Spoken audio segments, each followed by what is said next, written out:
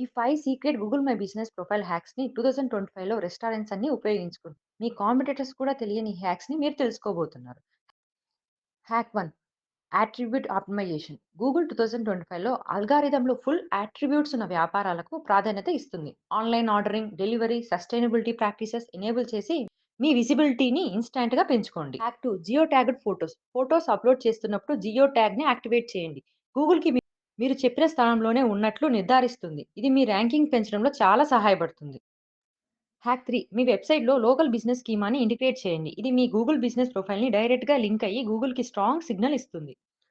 Hack 4 menu optimization. మీ menu Google my business ప్రొఫైల్‌లో update చేయండి.